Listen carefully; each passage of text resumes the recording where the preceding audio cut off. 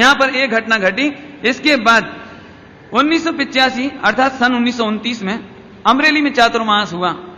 अब तो मजे आ गए शांता बहन को, 4 महीने तक निरंतर सत्संग करने का अवसर मिल गया, खूब, है ना। और वहीं पर एक बात बतानी थी कि कल मैंने कहा था 1978 में नारायण भाई की दीक्षा हो गई थी, लेकिन वो बात गलत है। उनका आना जाना था, थानक में स्वाध्याय करते थे, चर्चा वार्ता करते थे, अभ्यासी थे, लेकिन दीक्षा नहीं हुई थी। मेरा अनुमान था कि दीक्षा हो गई होगी, लेकिन दीक्षा नहीं हुई।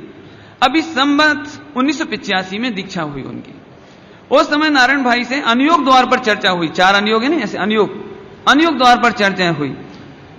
बटवाण में नारायण भाई से चर्चा हुई और यहीं बटवाण में नारायण भाई की दीक्षा हुई।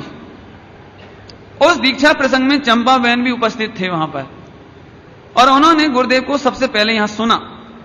सुनने के बाद बातचीत नहीं हुई, अभी चर्चा कुछ भी नहीं हुई, बस सुन, जैसे सब भीड़ आती है ऐसे सुन करके चले गए। इसके बाद गुरुदेव जब भावनगर पहुंचे तब वहां पर बजू भाई इंजीनियर थे, इनके भाई, सबसे बड़े भाई बजू भाई इंजीनियर थे। उनके घर पर गुरुदेव को भोजन करने के लिए बुलाए, यानी भोजन आहार दान दिया उनको। इस प्रकार अभी विलक्षण बुद्धि इतनी थी कि भावनगर में जो प्रवचन चले या बटवाण में सुने तो पूरा का पूरा घर आकर के लिख लेती थी ये बहन, है ना। इस प्रकार से बोटाद आए तो बोटाद में भी प्रवचन हुए। प्रवचन में यह बात आई कि जिस भाव से तीर्थंकर गोत्र बंधाए वह भी अधर्म है।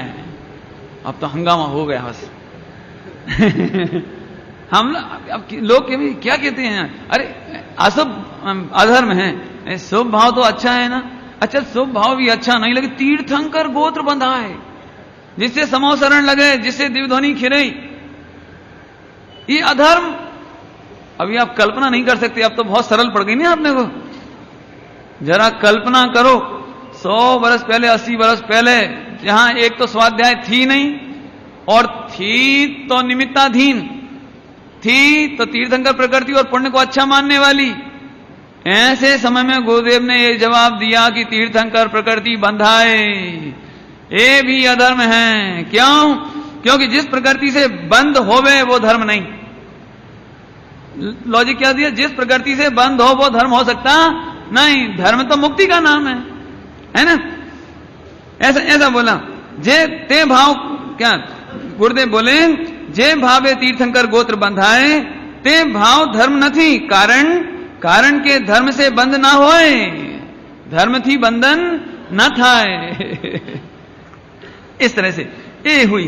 अभी इसके बाद अपन चलते हैं 1986, संवत 1986 और सन 1930।